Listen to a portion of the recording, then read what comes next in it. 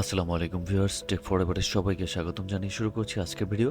আজকে আপনারা দেখতেই পাচ্ছেন থাম্বনেলে কি নিয়ে ভিডিওটা আসলে করব। অনেকের হচ্ছে কি লাইভ দেওয়ার পরে অনেকের ৩০ দিন পর্যন্ত লাইভটা থাকবে, এরপর ডিলিট হয়ে যাবে, অথবা ৬ মাস পর্যন্ত লাইভটা থাকবে, এরপর ডিলিট হয়ে যাবে।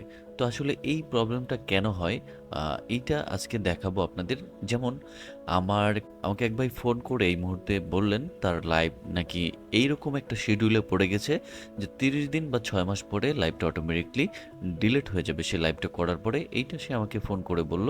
তো আমি একটু তার পেজের অ্যাক্সেস নিয়ে আমি দেখলাম আসলে এই দেখেন লাইভটার যখন আমি এই সেটিংয়ে এডিটে ক্লিক করলাম, তখন যেটা হলো লাইভ প্রডিউসারে লাইভ ভিডিওগুলা যে সিস্টেমটা রয়েছে দেখেন ডিলেশন সেটিং। এইখানে ডিলেশন সেটিংয়ে অপশনে নেভার ডিলেট একটা অপশন আছে। এই অপশনটা আসলে আপডেট করে নিতে হবে। হ্যাঁ, লাইভ প্রডিউসার থেকে আপডেট করে নিতে হবে।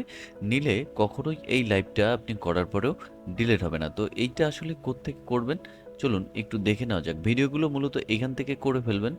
আমি আবারও একটু দেখিয়ে নিচ্ছি। এখন দেখেন স্কুলের গেটে তালা ঝুলিয়ে এই যে লাইভটা ছিল সেটা কিন্তু এখন আর ডিলেশন পিরিয়ডে নাই। এখন অন্য একটা ভিডিও চলে আসছে লাইভের। এই ভিডিওটা মনে করেন এইটার জাস্ট এখানে ক্লিক করে এডিট অপশনে যাওয়ার পরে এরপরে এই ইন্টারফেসটা টোটাল চলে আসবে।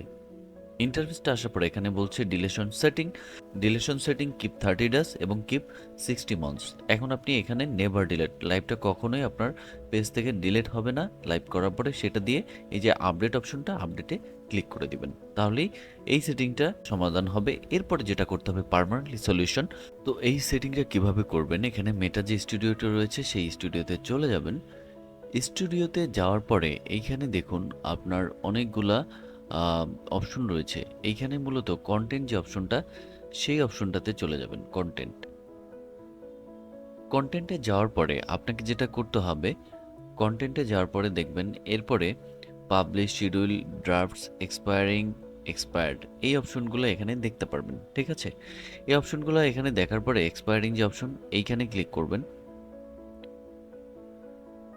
এখানে ক্লিক করার পরে দেখেন এখানে আপনার লাইভগুলো চলে আসবে এবং এখান থেকে ক্লিক করে এডিট পোস্টে গিয়ে তারপরে দেখেন লাইভ প্রডিউসার যে সেটিংটা আসবে সেটা নেভার ডিলিট অপশনে দিয়ে প্রত্যেকটা ভিডিও আপনি এভাবে আপডেট করে নেবেন।